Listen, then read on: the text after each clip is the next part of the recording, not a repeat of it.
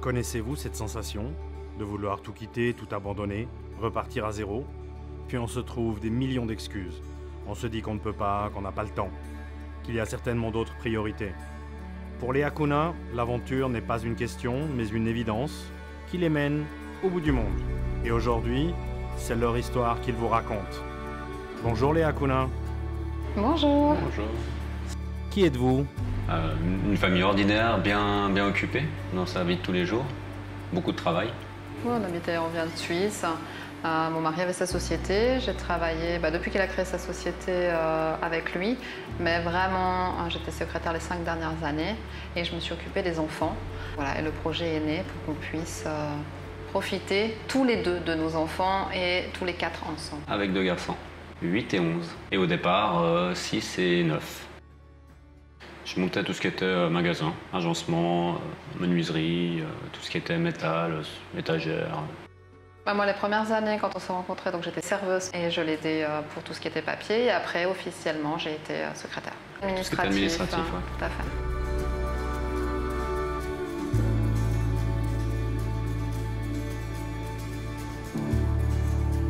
Alors, mon mari a déjà beaucoup voyagé au départ, moi très peu.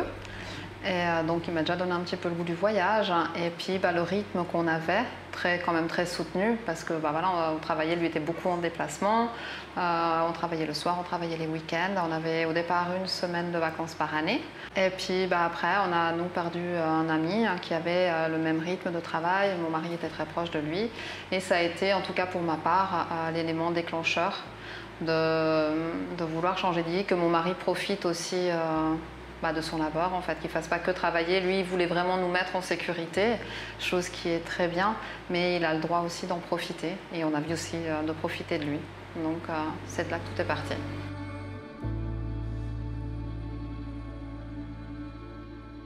Au départ, ça a été quand on a fait notre premier rassemblement des familles autour du monde. C'était en 2016.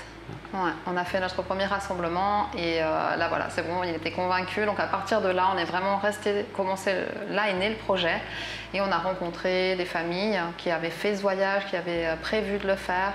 Et là, ça a pris 3 ans. On s'était fixé 2019 pour partir. Après, on est revenu un peu sur nos pas. Puis au final, la vie nous a montré qu'il fallait qu'on parte en 2019. Donc au mois d'octobre, on a décidé de revenir sur nos pas et que mai 2019, on partirait. Un grand virage. Donc là, il fallait tout préparer, prévenir son associé pour vendre la société et tout mettre en place. Et ça s'est fait. Il n'y avait pas vraiment de base, c'est vraiment le temps que ça a pris. Ça aurait pris 4, mais c'est vrai que ça a pris 3 ans pour nous. Vraiment de tout organiser, de tout regarder, le véhicule pour voyager, le travail, tout. C'était beaucoup par rapport au travail. Ouais. Disons que quand même on a tout lâché, disons qu'on a vraiment franchi une grosse marche. Donc voilà, Sylvain était très bien dans son travail, il a toujours été très épanoui, il a toujours aimé. Donc voilà, c'était quand même de terminer correctement ce qu'il faisait pour passer à une autre étape. C'était surtout aussi par rapport à... J'ai beaucoup d'amis qui travaillaient dans ma société. C'était plus un grand groupe qu'une vraie société, on va dire. Oui, qu'on avait employé et tout, bien sûr. Et c'est toujours, et c'est toujours, ça continue, et ils réussissent comme des rois, et c'est impeccable. Le gros, franchement, ça se fait sur les 6 derniers mois. Ouais. Le gros challenge, c'est de continuer à faire vivre ce projet. C'est-à-dire qu'en permanence, j'ai cherché des personnes qui avaient voyagé. On a rencontré plein de gens comme ça qu'on ne connaissait pas. Mais je voyais sur le groupe les familles autour du monde qu'eux, ils y rentraient de voyage. On est allé les voir, on est allé à leur rencontre. Et parce que quand tu rencontres des voyageurs, c'est magique. Tu peux pas avoir ça avec d'autres personnes. Il y a vraiment que les voyageurs, il se passe quelque chose et tu repars de là-bas et tu dis c'est bon, t'es requinqué et allez, on continue. Ça, c'est le dimanche après-midi. Après, tu refais ta semaine de travail et la semaine d'après, t'es déjà à fond dans le travail. Et ça, c'est en deuxième phase. Tu vois. Et tu reviens dans ta routine. Et ta routine, elle revient super vite. Donc après, plus tu fais les semaines en avant, plus la routine elle s'installe et plus le projet repart. Et ça, c'est obligatoire. Tu fais comme ça pendant 2 mois. C'est pour ça qu'elle faisait des piqûres de rappel. À chaque fois, on va manger chez l'un, on va manger chez l'autre parce qu'elle voyage et tout. Et t'en discutes. Et après, c'est de nouveau la vie. Tu vois, c'est... Mais ça nous a permis de ne pas lâcher. Ouais. Alors ça a été le premier choix. On a effectivement regardé l'Afrique et puis le continent américain, mais au niveau sécurité, voilà, c'est notre premier voyage, notre premier grand voyage. Donc on avait déjà fait 3 semaines en Thaïlande. Et puis voilà, l'Asie, je m'étais quand même renseignée, donc le côté safe était très important quand même pour un début. Hein. Je reprécise que j'ai quand même jamais voyagé, donc dormir dans un camion, voilà. L'Afrique, moi j'avais un peu peur, parce que tout le monde nous a dit que notre camion était fait pour l'Afrique, mais j'avais peur de la malaria. J'avais peur de tout ce qui était moustique. Mes enfants sont très peu vaccinés. De toute façon, la malaria, on ne peut rien y faire, mais au niveau de toutes les maladies. Et le continent américain, voilà, ça m'attirait moins. Parce qu'il y a beaucoup de sites à visiter. Mais je ne sais pas, ça ne me semblait pas aussi naturel. Il y a quelque chose en Asie qui nous attirait. Ce côté nature, juste simplicité. Et puis on devait passer par la Mongolie. Et la Mongolie. Ouais. Effectivement. Parce qu'on a vu des émissions et des émissions sur la Mongolie, puis on en est tombé amoureux. Quand tu regardes des émissions là-dessus, c'est vraiment, c'est l'inconnu, c'est le no internet, c'est les steppes partout et tout, et ouais non, c'était un passage obligé. Le 9 mai 2019. Alors, on est parti de Suisse, donc de Fribourg, on est parti en direction du nord, donc on est passé, la première c'était l'Allemagne, en République tchèque, en Pologne, en Lituanie, en Lettonie, et après on est rentré le 6 juin en Russie. Le 6 juin en Russie, en direction de Moscou. Et là, on a passé 30 jours pour traverser la Russie. Une belle surprise. Parce que tout le monde nous dit attention, attention, attention, et on est resté sur ces attention, attention. Et quand on est arrivé là-bas, c'était complètement autre chose. C'est sûr, c'est le voyage qui commence, la Russie. Hein. C'est des panneaux qu'on comprend plus, c'est ce qu'on prend pour prendre une carte de téléphone, et puis on n'arrive pas à expliquer. Et puis voilà, c'est le début du voyage, c'est vraiment la Russie. Mais c'était une agréable surprise. Donc voilà, mais le peu avec qui on a été en contact, c'était toujours très fort et très intense. Donc, il venait facilement au camion, dire vous êtes chez vous, installez-vous, vous avez besoin de quelque chose. Vraiment, mais de l'entrée de la Russie au 30e jour, c'était comme ça partout. Autant à Moscou que partout. Dans des petits villages. Ouais. Vraiment. À Moscou, l'hôtel qui nous a garés et tout, il est venu vers nous, il s'occupait de nous complètement. Donc, tout ça en russe, hein, parce qu'ils ne parlent pas anglais quand même. Alors, notre niveau d'anglais était médiocre à l'époque, mais de toute façon, ils ne parlent pas anglais. Donc là, c'est tout avec Google Translate. Et ça marche très bien avec la langue russe. On est descendu direction l'Altaï russe, toute cette chaîne de montagnes russes. On va en direction, on contourne, on reste du côté russe, mais on contourne et on va pour rentrer dans l'ouest de la Mongolie. En Mongolie, on est resté 2 mois, redescendu, Chine, 1 mois en traversée avec un guide, redescendu Laos 1 mois, ressorti au nord du Laos, Vietnam, 1 mois, et après on est retourné au Laos 2 mois, et après Thaïlande, et depuis Thaïlande, Covid. On arrive au mois de janvier 2020. Janvier 2020.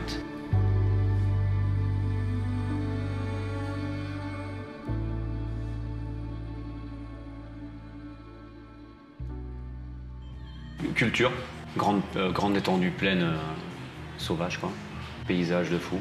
Le désert de Gobi.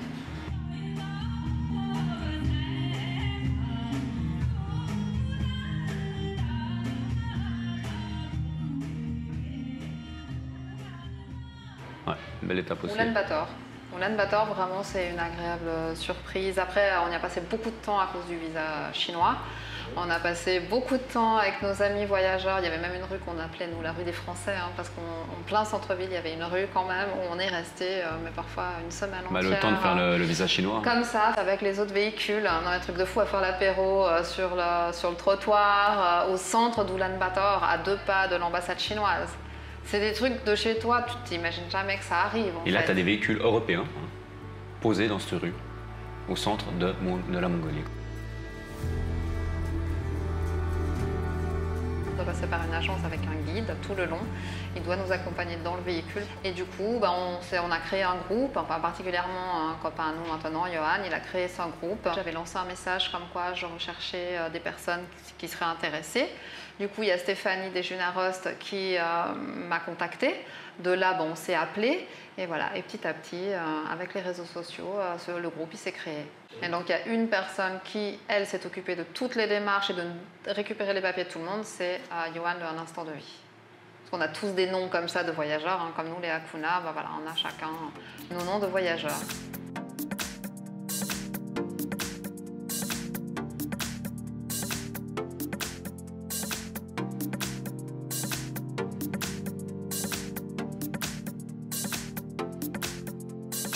C'est en Swahili, donc pas de souci. No problème. Voilà, on trouvait que c'était une bonne philosophie de voyage.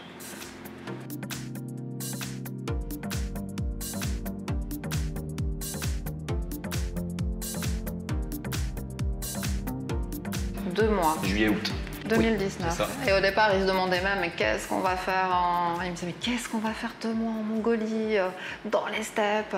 Et c'est là, justement, que tu as été agréablement surpris. Moi, je m'étais basée sur des voyageurs avec qui j'étais en communication, qui m'avaient dit qu'il y avait beaucoup de choses à voir. Du coup, voilà, ils se demandaient 2 mois si c'était pas trop long. Et au final, c'était juste ce qu'il fallait. Parce que la Mongolie, pour commencer un voyage, il faut vraiment beaucoup de lâcher prise. Au niveau, on y est allé juillet-août parce qu'effectivement c'est le meilleur temps, mais c'est aussi le plus pluvieux. Donc il peut faire froid. On a ressorti nos vestes d'hiver. Il peut faire très très chaud. Nos vestes suisses quand même, bien épaisses. Il peut faire très chaud. On a eu très chaud dans le désert de Gobi où là nous avait même fait un petit coup de chaud. Donc voilà. Et puis il y a eu des fois où on s'est fait pourchasser par les orages. Enfin moi dans mon ventre, c'est ça, tu serres les dents, tu te dis allez. T'es seul là au milieu de nulle part. Ouais.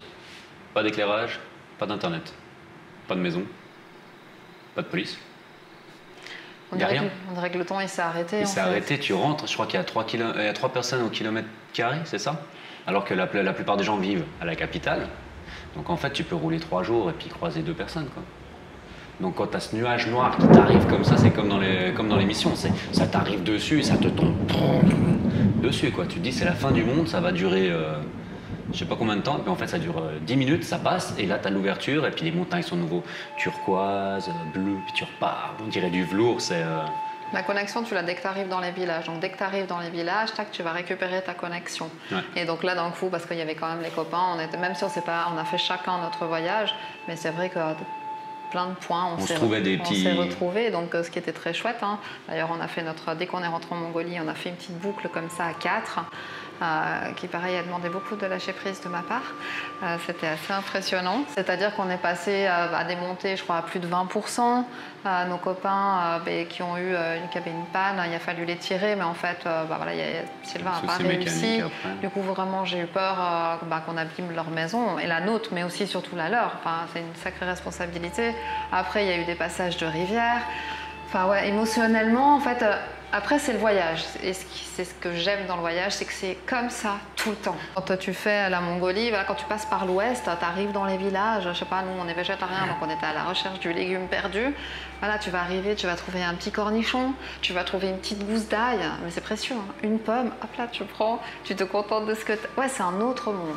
Ça nous a vraiment fait ce sentiment d'être dans un autre monde. En fait, souvent, quand tu vois l'émission à la télé et que tu vis où tu vas à l'endroit que tu as vu l'émission, c'est jamais la même chose.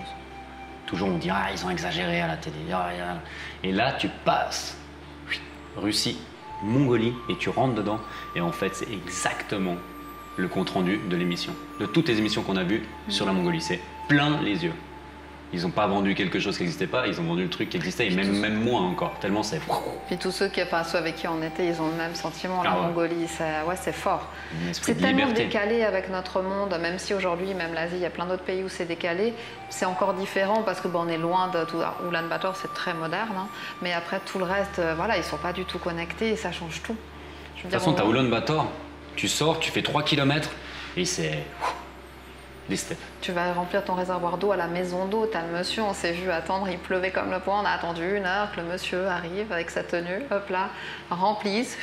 Et t'as vraiment juste une cabane comme ça en béton. Et puis ils viennent chercher leur eau comme ça au milieu des steppes.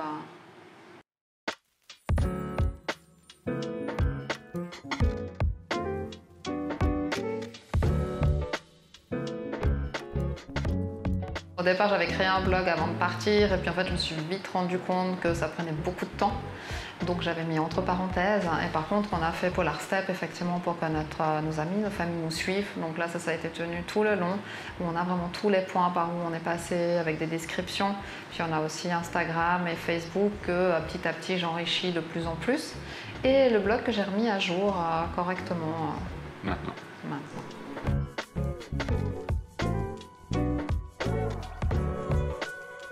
C'était vraiment justement pour avoir des moments en famille, donc au départ je me suis dit je suis pas partie pour ça en fait. Mais maintenant, aujourd'hui, on n'est plus en mode voyageur, on vit comme ça. Donc c'est différent. On n'a plus le même statut.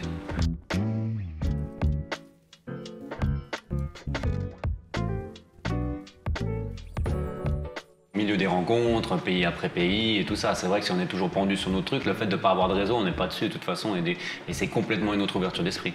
Qu'aujourd'hui, il y a des endroits, même sur les îles, il y a du 5G. En Mongolie, effectivement, c'est en haut des montagnes où on peut avoir une petite barre. Donc c'est vrai qu'en règle générale, il était posé et puis on fait des petites photos de temps en temps, mais on en prend plein les pamires. Après, on suit des voyageurs, par exemple les Mariole Trotter, qui eux font une fois par semaine des vidéos. Des vidéos en Afrique. Et a priori, ça n'a pas l'air de leur empêcher de partager avec les autres. Mais je pense que ce qui prime, c'est quand même l'échange et le partage. Il y a autre chose, ils n'ont pas d'enfants non plus et tout. Nous, on n'a pas le même voyage non plus. Les enfants prennent passablement de temps dans la journée, ils se posaient quoi, 2 semaines travailler aussi. Peut-être qu'on peut faire les deux. Moi, c'est vrai que j'aurais de la peine à avoir ma caméra, et puis parce que c'est tellement intense quand on arrive dans les familles. On a été au Vietnam, on s'est retrouvés chez des Hmongs parce qu'on a demandé avant de repasser la frontière. Je me serais pas vue la sortir. J'ai pris une photo, mais discrètement, voilà, parce que sur le moment c'est intense, c'est fort. Il faut déjà essayer de se faire comprendre. Donc, ouais, on conseillerait pas. Moi, je conseille de profiter du moment. Si après on arrive à faire les deux, tant mieux. Là, c'est vrai que petit à petit, on essaye parce qu'on se dit que peut-être notre voyage peut aussi aider les autres, mais peut-être nous amener vers quelque chose. Et on voit que c'est ce qui est en train de se passer. Au départ, on ne voulait pas du tout. On a fait vraiment pour nos familles et nos amis qui puissent voir où on était, ce qu'on faisait. Moi, dans ma famille, personne ne voyage. Ils nous voient qu'à travers les réseaux sociaux. Donc voilà, je suis contente de pouvoir les faire voyager. Aujourd'hui, c'est vrai que le Covid amène une autre dynamique dans notre voyage. C'est-à-dire qu'on a de plus en plus de gens qui nous suivent, qui nous envoient des messages pour dire que c'est bien, qu'on les fait rêver à travers nos photos. Donc peut-être que ça va nous amener, sans le vouloir, à quelque chose. Donc pourquoi pas, mais on ne veut pas perdre de fil qu'on est parti pour profiter en famille et découvrir. On va pas se mettre le même rythme à faire des vidéos ici. Exactement. Que ce qu'on faisait là-bas. Ça ne sert à rien du tout. On est quand même parti pour découvrir les gens et pour vivre en famille. Il y a des moments forts entre nous. Si on est toujours en train de prendre des photos, ça enlève. Après, c'est vrai que si nous, on n'avait pas suivi toutes ces vidéos d'anciens voyageurs et tout, on n'aurait peut-être pas eu le goût non plus à développer le projet et devoir partir. Parce que c'est vrai que ça a été un fil conducteur pour nous de voir les autres familles qui avaient voyagé auparavant. Après, il y a les deux. Il y en a qui vont faire les vidéos ou alors on a justement des copains voyageurs qui font des blogs et qui écrivent beaucoup, qui décrivent beaucoup. Je trouve que c'est une bonne solution. Ça permet de ne pas être tout le temps avec ta vidéo, et quand toi tu as envie de voir un petit peu, notre ami Demol Alpaga, vraiment il détaille tout, et du coup c'est génial, c'est une mine d'informations.